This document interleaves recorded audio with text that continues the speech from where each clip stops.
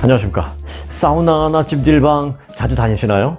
이 LA 한인타운에 위치한 유명한 그 찜질방에서 60대 한인 남성이 사망하는 사건이 발생했습니다. LA 카운티 검시국에 따르면 지난 8일 윌셔가에 있는, 제가 지난번에도 말씀드렸죠. 이 LA 한인타운에서는 그 윌셔 블루바드라는 게 가장 그 번화하고 가장 고급 사무실들이 많이 있고 가장 고층 빌딩들이 많이 운집되어 있는, 질비하게 운집되어 있는 그런 가장 중심가가 이제 윌셔 블루바드라는 곳인데, 그 윌셔 블루바드에 있는 한 스파, W 스파, 이름만 대면 다 알 수 있는 이 W 스파, 몇 년 전에는 그 미국 방송국에도 많이 나오고 했던 아주 외국인들에게도 굉장히 유명한 그 스파가 있습니다. 이 W 스파에서 올해 64살 된 한인 남성 김모 씨가 숨졌습니다. 이 업소의 한 관계자는 김 씨는 이날 정오쯤 스파 내 온탕에서 앞으로 엎드린 채 주변 손님들에게 발견이 됐다라면서 손님들이 스파 직원들에게 상황을 즉각 알렸고, 직원은 즉각 인공호흡을 시행함과 동시에 이제 911에 신고를 했다고 상황을 설명했습니다. 신고를 받고 출동한 구조대원들도 바로 이제 오자마자 CPR을 시행했지만 김 씨는 끝내 현장에서 사망 판정을 받은 것으로 알려졌습니다. 스파 관계자는 사고가 일어나기 바로 전에 김 씨가 그 주차 문제로 자동차 키를 직원에게 직접 전달해 주는 등 사실 그 CCTV를 돌려보니까 별다른 이상 징후는 그때까지만 해도 보이지 않았다라고 합니다. 자, LA 카운티 검시국은 그래서 김 씨의 정확한 사망 원인을 조사 중에 있다라고 밝혔습니다. 자, 그럼 우리 말 나온 김에 그 찜질방이나 그 사우나에서의 그 사망 케이스에 대해서 좀 알아봐야 되겠다라는 생각이 듭니다. 자, 찜질방이나 사우나에서 그 이용객이 사망하는 일은요, 사실 과거에도 심심치 않게 있었습니다. 자, 찜질방 그리고 사우나에서 잠을 자다가 사망하는 사고가 이제 적지 않음에 따라서 전문가들은 이용에 주의를 해야 한다라고 늘 당부를 하고 있습니다. 특히 고령자와 기저질환을 갖고 있는 그런 사람들에게는 이 뜨거운 열기가 열기가 아주 뜨거운 그런 환경은 심혈관계에 치명적인 영향을 미칠 수 있다라는 게 전문가들의 의견입니다. 이 전문가들의 경고를 조금만 더 들어보겠습니다. 고려대학교 안암병원의 조재영 교수는 이렇게 말합니다. 찜질방이나 사우나와 같이 땀이 많이 나는 그 고온 환경에서는 혈류가 확장된 그 모세혈관 쪽으로 급히 쏠린다라면서, 일반적인 혈관은 이렇게 두껍게 있지만 모세혈관은 이제 거기서 뻗어나가는 얇은 혈관이잖아요. 그런데 이제 뜨거운 데서는 그 작은 얇은 모세혈관도 이제 확장이 되면서 그쪽으로 급히 피가, 혈액이 쏠려 나갈 수 있다라면서, 이에 따라서 몸 전체에 고르게 퍼져나가는 그 혈류량이 어떤 면에서는 혈액이 공급돼야 하는 그쪽에 혈액이 순간적으로 좀 덜 공급되는 면도 있다는 것이죠. 이 동맥을 통해서 원래 가던 그쪽으로, 그런 장기 쪽으로 혈액이 쭉쭉쭉쭉 가줘야 되는데, 이 모세혈관까지도 갑자기 이제 늘어나면서 그쪽으로도 피가 가니까, 피의 양은 정해져 있는데 그쪽으로도 가니까 원래 좀 가야 되는, 많이 쭉쭉 가야 되는 그런 장기에 순간적으로 혈액 공급량이 살짝 떨어지면서 순간적으로 이때 혈압이 떨어진다고 합니다. 그래서 그렇게 혈압이 순간적으로 떨어지면서 감소한 이때 이제 심혈관 질환이 있거나 고혈압을 가진 그런 환자들은 갑작스러운 혈압의 어떤 변화로 인해서 생명에 치명적인 영향을 받을 수 있다라고 설명을 했습니다. 자, 조재영 교수는 또 부종이 심한 간질환 환자 역시 고온다습한 환경에서 몸속 수분을 다량으로 소실을 하게 되면 혈압이 급격한 저하를 일으키게 되고 또 그런 비슷한 위험에 놓일 수도 있다라고 말했습니다. 그래서 평소 심혈관 등 순환기에 질환을 갖고 있는 그런 환자라면 찜질방이나 사우나 이용은 갑작스럽게 너무 뜨거운 데 가도 안 되고, 그리고 이용하는 시간도 10분 내지 15분 정도로 제한하라. 그리고 이제 점점 익숙해지면 조금씩 늘려가는 건 오케이. 하지만 갑자기 그러면 안 된다라는 것입니다. 그리고 이제 찜질방 같은 데 가면 한숨 푹 자잖아요. 그래서 이제 그와 관련해서도 얘기를 하는데요. 수면을 취하더라도 지속적으로 땀을 계속 흘리게 되는 그런 환경은 반드시 피해야 한다라고 조언을 하고 있습니다. 어떤 분들은 보면은 이제 찜질방도 보면은 이제 온도가 더 뜨거운 방이 있고 좀 덜 뜨거운 방이 있고 그런데 아주 많이 뜨거운 거기서 그냥 드렁드렁 코 골면서 주무시더라고요. 굉장히 위험한 겁니다, 이게. 자, 그런데 이번에 LA 한인타운 찜질방에서 사망하신 분이 그렇다라는 것은 아닙니다만은, 또 문제되는 것 가운데 하나가 이 음주 후에 사우나를 이용할 경우에 사망 위험이 더 높아진다는 것입니다. 그리고 더불어서 특히 엎드려서 자다가 사망할 위험은 더더욱이 높다고 합니다. 자, 이번에 한인타운에서 사망하신 분도 엎드린 채 발견됐다라고 제가 말씀드렸죠. 네, 음주 후에 엎드려서 자는 것은 가장 위험하다고 합니다. 뭐 그분이 그랬다는 건 아닙니다. 자, 일단 술을 빨리 깨려고 사우나나 찜질방을 찾아간다는 그런 사람들도 많이 있는데요. 이거 아주 미련한 짓이라고 합니다. 이거 아주 위험한 일이라고 합니다. 한국에서는 얼마 전에 그 사우나에서 사망한 사람들을 부검한 그 결과를 모두 집계해서 이제 분석을 한 일이 있었는데요. 그렇게 분석을 해봤더니 10명 가운데 8명은 많이 취해 있었고 또 특히 엎드린 자세로 있을 때 사망 위험이 11배나 높았다라고 합니다. 이 한국에서는 최근 지난 8년 동안 사우나와 찜질방에서 숨져서 이 부검을 한 사람이 100여 명에 이르고 있습니다. 그런데 이 사우나에서 숨졌다라고 뭐 다 부검하는 것은 아니잖아요. 가족들의 동의가 있어야 하는데 그 가족들의 동의를 받아서 부검을 한 비율은 전체 사망자의 2%밖에 안 된다라고 합니다. 그러니까 이제 이걸 산술적으로 계산을 해보면 이제 100여 명 정도, 지난 8년 동안 100여 명 정도 사망했다고 했잖아요. 부검을 했다고 그랬잖아요. 그러니까 이제 그 100명이 2%니까 전체 사망자는 지난 8년간만 해도 5,000명은 좋게 된다라는 겁니다. 그래서 이걸 또 나눠보면 1년에 평균 한국에서는 한 600여 명 정도가 사우나나 찜질방에서 사망을 한다라는 것입니다.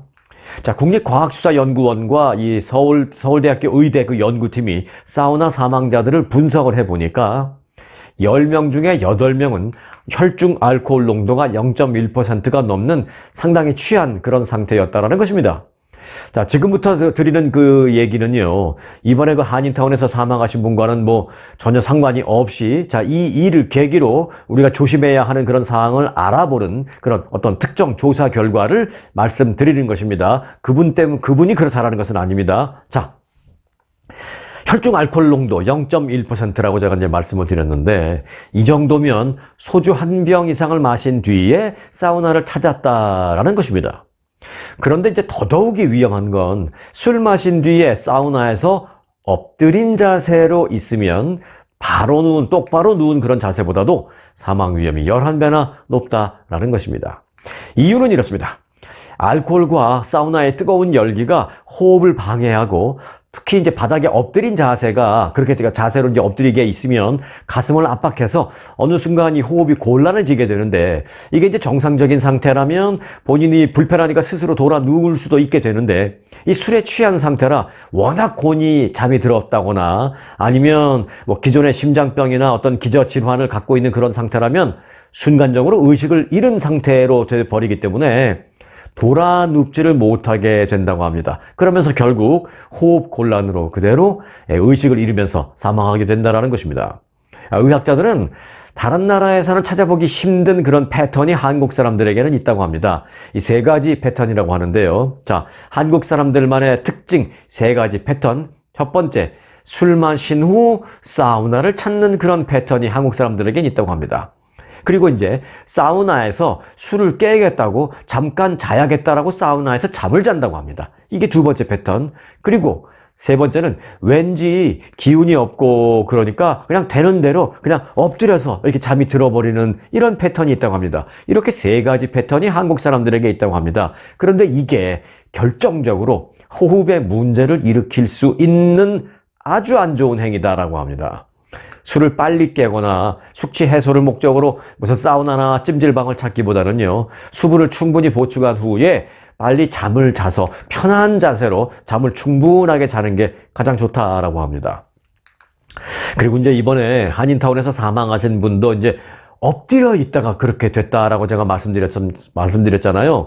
음주 여부와는 상관없이 뜨거운 사우나나 찜질방에서 절대 엎드려서 잠이 들지 않도록 해야 한다라는 것을 꼭 기억해 주시기 바라겠습니다. 자, 다음 소식입니다. 이 한국으로 잠시 가보겠습니다. 한국에서는요, 그렇게 혼자 사는 사람들이 계속 그렇게 많이 늘고 있다고 합니다. 한국에서는 이제 1인 가구가 전체 가구에서 차지하는 비중이 34%를 넘어서 역대 최고를 기록하고 있다고 합니다. 하지만 1인 가구의 연소득과 자산은 전체 가구 평균의 절반에도 미치지 못하고 있다고 합니다. 그만큼 어렵게 살고 있다는 의미입니다. 혼자서 살면서 외롭고 고독하게 살고 또 수입도 전체적인 평균의 절반도 안 돼서 경제적으로도 어렵고 춥고 배고프게 그렇게 힘들게 외롭게 고독하게 사는 사람들이 34%에 이르고 있다고 합니다. 34% 혼자 사는 사람들이 다 그렇다는 건 아닙니다만은 일단 혼자 사는 사람의 비율을 34%로 나왔습니다. 자, 그런데 이들의 절반 이상은 어떻게 살고 있느냐? 혼자 사는 사람들의 절반 이상은 40평방미터 사이즈의 그 면적에 살고 있다고 합니다. 자, 과거에는 무슨 몇 평 했는데 최근에는 바꿨죠. 그렇게 안 하기로. 무슨 평방미터로 하는데 이 40평방미터다라고 하면은 이해하시기 쉽게 제가 평수로 바꿔보니까 약 한 12평 정도 됩니다. 12평. 그러면 또 이제 미국에 오신 지 오래되신 분들은 아니 난 그거 몇 평도 나 다 잊어먹었어. 미국식 스퀘어 피트로는 뭐야 하실 수 있는데 네, 미국식 스퀘어 피트로 하면 이게 불과 430 스퀘어 피트 그 이하 면적입니다. 그 이하 면적에서 혼자 사는 사람들은 거기서 거주를 하고 있다라고 합니다. 그 430 스퀘어 피트라고 하면요. 그냥 웬만한 호텔 방 하나 사이즈밖에 되지 않습니다. 자, 그리고 그들이 그렇게 살고 있는 작은 그 집도 뭐 오피스텔이나 뭐 이런 게 되겠죠. 그런 것도 소유율은 30%밖에 되지 않는다라는 것입니다. 그렇게 작은 오피스텔이나 원룸 이런 것도 결국은 이제 빌려서 사는 분들이 거의 대부분이다라는 것이죠. 웬만한 그냥 미국의 호텔 방 하나 사이즈에서 몇 년씩 살면서 수년씩 그렇게 혼자 살고 있으면서 그것도 또 자기 것도 아니라는 것이죠. 자, 1인 가구 비중은 2019년에 30.2%로 처음 30%를 넘어선 데 이어서 매해 최고치를 경신을 하고 있다고 합니다. 자, 연령대별로 좀 볼까요? 자, 1인 가구의 연령대를 보면 1인 가구의 19% 정도가 29살 이하라고 합니다. 아주 젊은 친구들이 그렇게 혼자 사는 경우가 19%라고 합니다. 이게 가장 큰 비중을 차지했습니다. 자, 그리고는 또 거꾸로 연령대가 확 올라갑니다. 70세 이상 혼자 사는 사람이 18.6%로 두 번째, 그리고는 좀 다시 또 내려옵니다. 30살에서 39살, 즉 30대, 이분들이 17.3% 등의 순서를 이루었습니다. 1인 가구의 연간 소득은요, 3,010만 원이었습니다. 그런데 대한민국의 지금 전체 가구의 평균 연소득은 6,762만 원인데, 그러니까 1인, 한 명당 1인 평균 소득이 아니라 한 집안의 평균 소득이 그렇다는 것입니다. 한 가구의 평균 소득이 6,700만 원 정도 되는데 한국에서는 뭐 1인 가구는 뭐 어차피 혼자 사니까 뭐 배우자가 있거나 뭐 동반자가 있거나 뭐 형제가 있거나 그래서 이걸 합칠 수 있는 게 아니니까 당연히 소득의 액수는 떨어지겠죠. 그래서 전체 가구 평균 수입의 반도 안 되는 3,010만 원이었다라고 합니다. 약 한 전체 평균의 44% 수준입니다. 이 가구 평균의 절반에도 미치지 못하는 그런 수입으로 미국에서 호텔 방 하나 정도밖에 되지 않는 그런 방 사이즈에서 그렇게 몇 년씩 오랫도록 외롭고 고독하게 힘들게 그렇게 사는 사람들이 많이 있다라는 것입니다. 한편 이 서울에 거주하는 청년들만을 보면 그런 청년 10명 가운데 4명은 타 지역에서 이주해서 서울에 온 것으로 나타났습니다. 자, 서울로 온 주된 이유는요, 학업과 일자리 때문이 가장 많았습니다. 물론 그렇겠죠. 자, 서울시에 거주하는 만 18세에서 35세 사이의 청년 5,190명을 대상으로 조사한 결과 서울에 거주하는 청년 가운데 서울 출신은 58%에 불과했습니다. 그리고 나머지 42%가 타 지역 출신이었습니다. 지금 그렇다는 겁니다. 19살 이후에 서울로 이주한 그런 청년, 그러니까 다 커서 서울로 이주한 그런 청년이 34%였습니다. 그리고 이유는 학업을 위해서다라고 답한 사람이 36%로 가장 많았고 일자리 때문이다가 33.6%로 두 번째 비중을 차지했습니다. 부모님을 따라서 서울로 왔다라는 사람은 22.8%로 역시 세 번째로 그 뒤를 이었습니다. 전문가들은 수도권으로 청년 인구가 집중되는 그런 상황으로 인해서 지역 간의 격차가 더 커지고 특히 저출산 문제가 커지고 있다라고 진단했습니다. 뭐 이거는 서울로 오는 것과 저출산이 무슨 문제지? 뭐 이렇게 생각하실 수 있지만 자기가 나와서 쭉 자란 곳에는 아는 사람들도 많고 막 그러잖아요. 만날 수 있는 사람들도 많고 그런데 자기가 나서 자란 그런 지역을 떠나서 19살이나 그 이상이 넘어서 아무도 아는 사람이 없는 그런데 서울로 탁 와버리니까 만날 사람도 얼마 안 되고 어떤 인적 네트워크를 구성하기가 사람들 만나기가 쉽지 않으니까 또 남녀 간의 어떤 교류를 갖기도 쉽지 않고 그러니까 저출산 문제가 그렇게 해서 점점 커진다라는 그런 전문가들의 진단입니다. 한국의 이 대한민국의 저출산 문제가 아주 심각한 고민거리인데 그 요인이 참 보면 여러 가지로 참 다양하게 있다라는 생각을 하게 됩니다. 이런 것들도 하나씩 좀 해결을 해서 특히 한국의 저출산 문제는 좀 조속히 해결을 해야 하겠다라는 생각을 합니다. 자, 넷플릭스 많이 보시나요? 이 넷플릭스가 처음으로 이제 공개한 올해 상반기 6개월간의 시청시간 집계 순위가 있습니다. 그동안 넷플릭스는 1년 단위로 이걸 했는데 이제 6개월 단위로 이제 발표를 했습니다. 올해 상반기 1월부터 6월까지 그 집계 순위를 보니까 한국 드라마 더 글로리라는 드라마가 3위를 차지하는 기염을 토했습니다. 아시죠? 글로리 그 학교에서 그 송혜교 씨가 열연을 했는데 고등학교 다닐 때 뭐 왕따 당하고 이제 어려움을 겪는 그래서 나중에 커서 복수하는 그런 드라마인데 그게 이제 전체 순위에서 3위를 차지했습니다. 넷플릭스가 발표한 시청 현황 보고서에 따르면 더 글로리 시즌 1은 올해 상반기에 전 세계에서 6억 2,280만 시간이 이제 시청이 돼서 해당 기간 넷플릭스 전체 영화와 TV 시리즈 가운데 시청 시간으로 봤을 때 3위에 올랐습니다.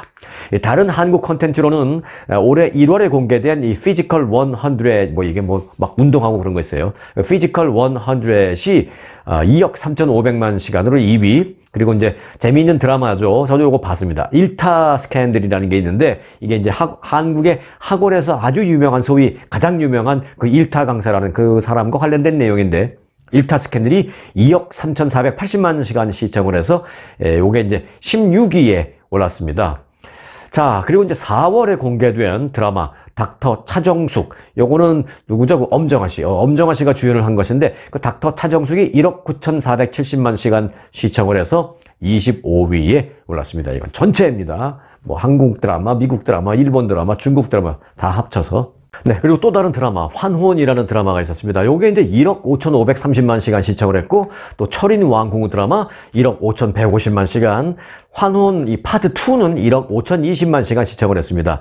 그리고 이제 나쁜 엄마라는 사실 이게 이제 제목은 나쁜 엄마인데 실제로 내용을 보면은 정말 처절하게 아들을 사랑하는 참 좋은 엄마인데 역설적인 표현을 한 그런 드라마입니다. 나쁜 엄마라는 드라마 1억 4,670만 시간 시청을 해서 이 제가 방금 전에 말씀드린 이 드라마들은 모두 50위권 안에 들어갔습니다.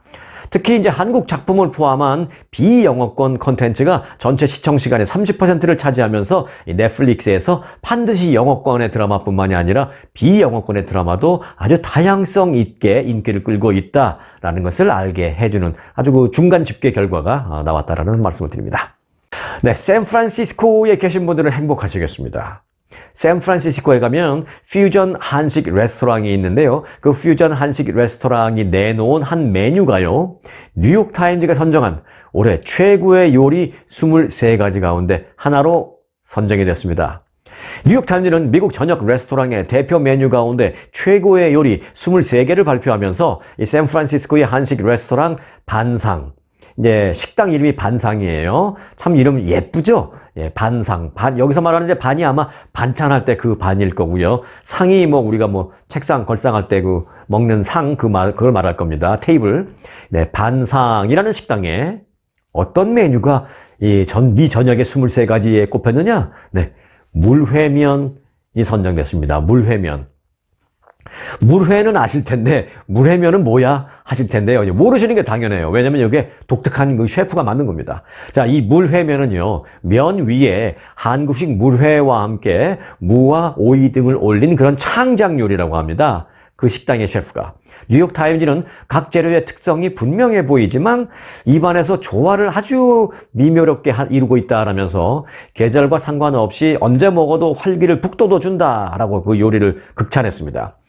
지난해 샌프란시스코 재팬타운에 문을 연 이 식당 반상은 이 지역의 유명 레스토랑을 거친 한인 셰프 민승현 씨와 진림 씨가 운영을 하고 있습니다. 이 반상은 일본과 프랑스 요리 재료와 기법을 사용한 독창적인 한식으로, 퓨전이지만 독창적인 한식으로 미국 서부 지역에서 아주 인기를 끌고 있는 곳입니다. 자, 민승현 셰프는 샌프란시스코 현지 매체에 이렇게 말했습니다. 한식을 처음 접하거나 또는 한식에 대해서 아주 익숙하지 않은 그런 사람들에게 우리 한국 요리의 맛을 제대로 알려주고 싶었고, 또 그렇게 알려주는 하나의 입구가 되고 싶었다라고 말을 했습니다. 샌프란시스코 계시는 분들은 반상이라는 레스토랑 한번 찾아가셔서요, 물회면 한번 맛보시기 바라겠습니다. 겨울인데 뭐 추운 그 물회 싫어하실 수 있지만 뭐 그 안에 좀 따뜻하다면 충분히 먹을 수 있고, 실제로 뭐 큰 무리가 없으니까 또 그런 게 대표적인 요리가 됐겠죠. 한번 좀 경험해 보시고 또 갔다 오신 분이 계시면 댓글로 그 현지 소식 좀 전해 주시기 바라겠습니다. 네. 미주 한인들의 그 유럽 여행 붐에 관해서 잠시 좀 전해드릴까 합니다. 최근 들어서 유럽 여행에 한인들이 많이 몰리고 있다는 소식입니다. 한인들은 물론 이 타인종들도 몰리고 있는데, 그 타인종들도 유럽 여행을 가기 위해서 한인 여행사에 예약을 해서 한국 분들과 같이 가는 경우도 많이 있다고 합니다. 이 LA 지역 한인 여행업계는 그 팬데믹 이후에 소위 보복 여행 심리, 그리고 강달러, 지금 달러가 좀 세잖아요. 그 강달러 영향으로 올해 초부터 급증을 하고 있습니다, 여행이. 그래서 올해 초부터 급증을 하고 있는 유럽 여행 수요에 맞춰서 한인 여행사들이 연말연시에도 다양한 투어 상품을 내걸고 있는 그런 상황입니다. LA에 있는 그 아주 투어의 경우에는 아주 투어의 스티브 조 전무가 이렇게 말을 하고 있습니다. 지난해에 비해서 약 20% 정도 유럽 여행에 더 몰리는 것 같습니다 라면서 크리스마스 등 연말연시 분위기가 아무래도 그 미국보다는, 특히 이제 미국 뭐 뉴욕 쪽 같은 데는 좀 괜찮지만 이쪽 서부 지역은 뭐 눈이 오는 것도 아니고 뭐 그러니까 아무래도 이쪽 서부 지역은 우리가 한국에 있을 때 생각했던 그런 크리스마스 눈 오고 낭만적인 그런 크리스마스 분위기는 분명히 아니거든요. 그러니까 아무래도 이제 서부 지역에 사는 사람들의 경우에는 미국보다는 조금 더 훨씬 그 액티브한 그런 분위기가 유럽에 있기 때문에 젊은이들은 물론 그 1세들도 프랑스, 뭐 스위스, 스페인, 이탈리아, 영국 등지를 아주 선호하고 있다라고 이제 아주 투어의 스티브 조 전무는 그렇게 말했습니다. 네, 그렇죠. 유럽 여행은 역시 겨울이 더 운치 있고 낭만적이다라는 생각입니다. 다리 떨리기 전에 가슴 떨릴 때 여행들 하시기 바라겠습니다. 네, 러시아로 가볼까요? 지금 뭐 러시아 우크라이나 전쟁인데 그 관련된 소식입니다. 참 웃지 못할 소식이라서 좀 하나 전해드리려고 합니다. 러시아 우크라이나 전쟁과 관련해서 이 러시아 군이 북한에서 제공받은 그 포탄의 품질 문제 때문에 전선에서 어려움을 겪고 있다라는 주장이 나왔습니다. 아니 이게 무슨 소리지? 스토리는 이렇습니다. 우크라이나 군사 매체 그 디펜스 익스프레스 보도에 따르면 최근 한 그 텔레그램 채널에는 러시아 군이 사용 중인 북한산 포탄 5발을 일일이 해체해서 그 분석한 모습이 사진으로 공개됐습니다. 포탄 내부를 보니까 포신 내부에 어떤 전선 부품도 빠진 경우가 상당수 있었고요. 또 충전된 화약은 포탄별로 색깔이 눈에 띌 정도로 차이를 보였습니다. 그 포탄 충전된 그 화약 같은 경우에는 꽉꽉 찼을 때와 대충 찼을 때가 이게 색깔이 다른데, 이게 뭐 눈으로 봐도 확연하게 보일 정도로 화약 같은 것도 어디는 꽉꽉 차여 있고 어디는 대충 차 있고 막 이렇다는 것이죠. 그래서 폭발한다고 해도 이 폭발 강도가 아주 일정하지 않을 정도로 부실하다라는 것입니다. 화약이 어떤 것은 꽉꽉 차 있고 어떤 것은 대충 화약이 있는 등 마는 등 부실하다는 것이죠. 뿐만 아니라 일부 포탄은 밀봉돼야 할 그런 부분이 훼손이 돼서 습기가 차기 시작하면서 아예 폭발이 안 될 가능성까지 높아 보이는 그런 것도 있었다라고 합니다. 또 포탄별로 그 장약되어 있는 분말의 양도 뭐 들쭉날쭉 했다라는 그런 지적입니다. 이게 눈으로만 봐도 다 알 수 있다라는 거예요. 디펜스 익스프레스는 이와 관련해서 북한 노동자들은 자신의 이익을 위해서 공장에서 가능한 모든 것을 훔쳐가는 게 일상이다라면서 북한 노동자들은 그래서 품질보다는 양을 중시하는 그런 북한의 계획 경제 때문에 대충대충 만들어서 그냥 양만 막 채우는, 이게 몸에 배어있는 그런 상황이다라고 말했습니다. 실제로 그 러시아군은요, 북한산으로 추정되는 그 포탄을 사용하다가 폭발 사고가 여러 차례 발생한 것으로 알려졌습니다. 실예도 많이 알려졌는데 러시아군에서는 북한산 포탄을 갖고 우크라이나를 공격하려고 준비를 하고 포탄을 대포 안에 넣고 막 그러잖아요. 그렇게 공격하려던 순간 포탄이 발사되기도 전에 꽝 터져서 오히려 우크라이나로 날아가기는커녕 이 러시아군이 그 포탄을 준비하던 그 러시아군이 부상을 입는 그런 사례도 한두 건이다 아니다라면서 아주 현지에서 어려움을 토로하고 있습니다. 자, 다음 소식 보너스 뉴스입니다. 오늘 보너스 뉴스의 제목은 아주 간단합니다. 오늘 제목은 지금은 AI 시대입니다. 네, 인공지능 AI 기술이 연방정부 기관에 이미 이용이 되고 있다고 합니다. 그리고 앞으로는 또 더 광범위하게 연방정부에서 활용될 수 있다라고 연방정부 기관입니다. 의회 소속에 있는 그 회계감사원이 어제 밝혔습니다.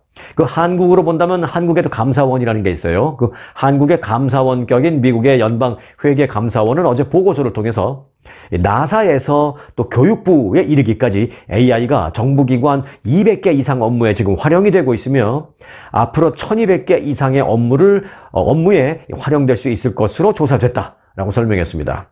앞으로 더욱더 활성화된다는 것이죠. AI가 적용되는 업무가. 이 보고서는 AI는 세상을 빠르게 변화시키고 있으며 정부의 운영을 개선할 수도 있다라면서 예를 들어 연방정부기관은 드론 사진과 또 대규모 데이터 등을 분석하는 데에 AI를 이미 사용하고 있다라고 조언했습니다. 연방정부기관 중에는요, 나사가 현재 390개 프로그램에서 AI를 이미 사용하고 있거나 또는 사용할 계획이다라고 밝혀서 가장 많았고요. 그리고 연방상무부가 285개의 업무에 사용을 하고 있거나 할 것이다라고 밝혀서 두 번째로 뒤를 이었습니다. 연방정부뿐만이 아닙니다, 사실. 이 대형 신문사도요, AI 이용을 위한 움직임에 이미 들어갔습니다. 자, 미국의 대표적인 신문 뉴욕타임스. 이 뉴욕타임스가 AI를 활용해서 기사 작성들을 하기 위해서 AI 전문가를 이미 고용했습니다. 뉴욕타임즈의 조지프 칸 편집국장과 샘 돌릭 부국장은 어제 그 직원들에게 보낸 메모에서 온라인 매체 퀄츠의 공동 창립자 잭 스워드가 우리 뉴스룸에 합류하게 되었다라고 공지를 했습니다.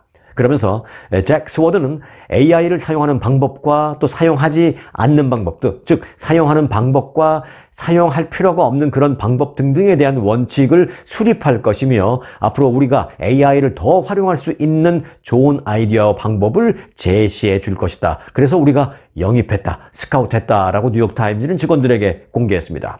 자, 잭 스워드라는 사람은요, 이 월스트리트저널 기자 출신입니다.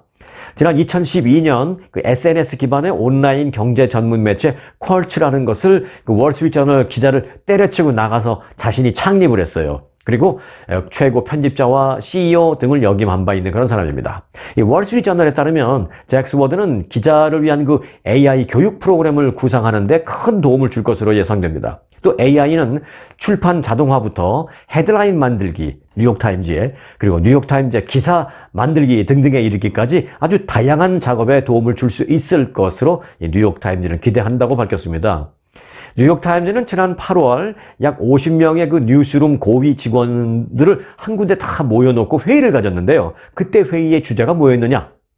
AI를 이용해서 기자들이 헤드라인을 작성하거나 데이터를 분석하는 그런 업무 등에 대해서 어떻게 할 것인지 이런 것에 대해서 50명의 고위직 기자들을 모아놓고 그런 회의를 이미 깊이 있게 논의를 한 적이 있습니다. 다만 그 뉴욕타임즈 등 다른 언론사들은 이 AI가 기사 작성에 오류를 보인다든지 아니면 어떤 품위 있는 용어 선택을 제대로 하지 못해서 기사의 품질을 저하시키는 등등의 그런 결과가 있을 수 있다라는 우려를 표시하고 있는 것도 사실입니다. 자, 뉴욕타임즈는 이를 의식한 듯 칸 그 편집국장을 통해서 이런 발표도 했습니다. 이번에 우리가 영입한 잭 스워드는 뉴욕타임즈의 저널리즘이 항상 우리의 숙련된 기자들에 의해서 최종 작성되고 최종 편집돼야 한다라는 굳은 믿음을 갖고 있는 것이다 라면서 말했습니다. 그래서 어찌됐든 뭐 AI를 우리가 활용을 할 때 하더라도 어찌됐든 초안 작성은 AI가 하더라도 전문 기자들의 손을 거쳐서 반드시 뉴스를 내보내겠다라는 그런 마음을 지금 뉴욕타임즈는 강조한 것입니다. 그런데 뭐 그 마음도 사실 지금이죠. 이것이 시간이 지나면 지날수록 초안에서 그 중간 단계까지 AI가 하게 되고 또 나중에 시간이 더 지나면 오히려 마무리 단계까지 AI가 하게 될 겁니다. 자, 앞으로 AI를 활용하다가 일정 부분 오류도 발생할 수도 있고 또 일정 부분 부작용도 생길 수도 있고 하겠습니다만은 그런 문제점이 나올 때마다 계속 그때그때 수정을 해 나가고 개발시켜 가고 하면서 결국은 AI 시대로 갈 것입니다. 시대의 흐름을 거스를 수는 없을 것으로 생각합니다. 왜 있지 않습니까? 우리 핸드폰 처음 나왔을 때도요, 그랬었습니다. 대부분의 사람들은 물론 이 핸드폰 처음 나오면 신기해하고 또 좋아하고 했습니다만은 아주 일부분의 사람들은 사생활도 없다. 이게 이걸 들고 다니니까 툭 하면 부인들한테 전화 오고, 툭 하면 회사에서 전화 오고, 퇴근하고 집에 가 있는데도 핸드폰으로 회사에서 전화 와서 막 물어보고, 이 어디를 가도 시도 때도 없이 전화가 걸려오는 게 싫다 등등의 어떤 그런 부정적인 반응도 없지는 않았었습니다. 그런데 보세요. 결국 지금 핸드폰 안 갖고 다니는 사람이 없을 겁니다. 다 갖고 다니죠. 아무리 사생활이 없다, 어떤 부정적인 불만을 토로하면서도 결국은 다 갖고 있게 되는 겁니다. 그게 시대의 흐름입니다. 시대의 흐름은 어쩔 수 없는 것이다 라고 생각을 합니다. 자, 곧 다가올 AI 시대를 기대감을 갖고 지켜보도록 하겠습니다. 자, 오늘 영상은 여기까지입니다. 여기까지 함께 해주신 구독자분들 감사드리면서요. 스토리가 있는 뉴스, 송혜코의 스토리 뉴스 마칩니다.